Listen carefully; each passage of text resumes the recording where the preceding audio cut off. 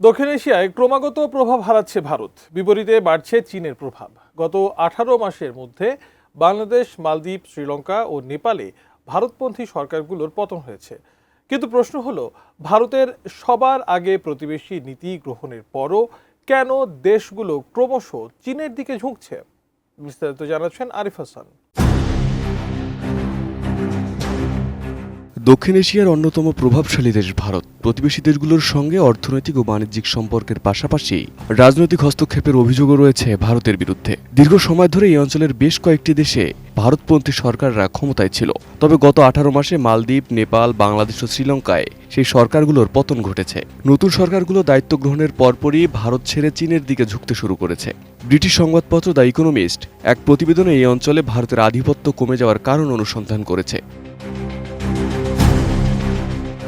2023 সালে যুক্তরাষ্ট্রভিত্তিক গবেষণা প্রতিষ্ঠান র্যান্ড কর্পোরেশন এক প্রতিবেদনে বলেছিল, ভারত আর পিছিয়ে নেই, বরং কৌশলগত প্রতিযোগিতায় চীনের বিরুদ্ধে জয়ের পথেই আছে। কিন্তু বর্তমান বাস্তবতা সম্পূর্ণ ভিন্ন। ভারতের আঞ্চলিক প্রভাব কমছে, আর চীন দক্ষিণ এশিয়ায় নিজেদের অবস্থান আরও শক্তিশালী করছে। বিশ্বমানের থার্মিক্স রড, সালাম স্টিল থার্মিক্স, দেশের একমাত্র থার্মিক্স রড। দ্য ইকোনমিস্ট বলছে, বাংলাদেশে শেখ হাসিনার নেতৃত্বাধীন সরকার দীর্ঘদিন ভারতপন্থী নীতি অনুসরণ করেছে, কিন্তু 2024 সালের আগস্টে ছাত্র জনতার আন্দোলনের ফলে তার সরকার ক্ষমতাচ্যুত হলে বাংলাদেশে ভারতের প্রভাব দ্রুত কমতে শুরু করে। এরপর অন্তর্বর্তীকালীন সরকারের সময় চীন বাংলাদেশের ঘনিষ্ঠতা বাড়তে থাকে। চীন ইতিমধ্যেই বাংলাদেশকে $2 বিলিয়ন আর্থিক সহায়তার প্রতিশ্রুতি দিয়েছে এবং আরও সহায়তার আলোচনা চলছে। চীনের পররাষ্ট্রনীতি ও অর্থনৈতিক কৌশল বাংলাদেশে ভারতের তুলনায় অনেক বেশি কার্যকর হয়েছে। বাংলাদেশ এখন চীনের কাছ থেকে মোংলা বন্দর সহ বিভিন্ন অবকাঠামো প্রকল্পের জন্য অর্থায়ন গ্রহণ করছে। ইকোনমিস্ট বলছে, ভারত সবার আগে প্রতিবেশী নীতির বাস্তবায়নে কৌশলগত ভুল করেছে।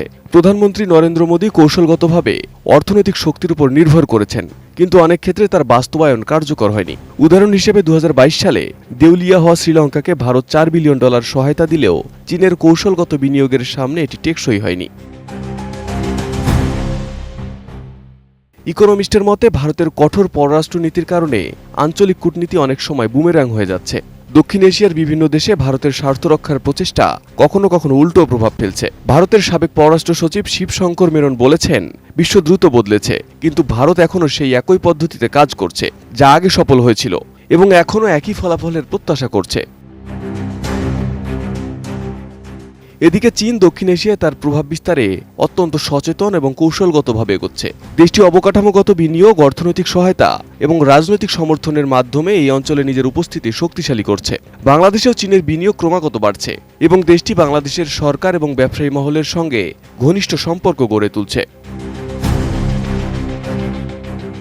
শ্রীলঙ্কা, নেপাল এবং মালদ্বীপেও চীনের প্রভাব দিন দিন বাড়ছে।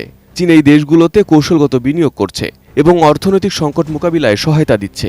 নেপালের প্রধানমন্ত্রী কেপি শর্মা ওলি ও শ্রীলঙ্কার প্রেসিডেন্ট অনুরা কুমারা দিশানায়েক চীনের সঙ্গে অর্থনৈতিক সম্পর্ক আরও গভীর করার লক্ষ্যে কাজ করছেন।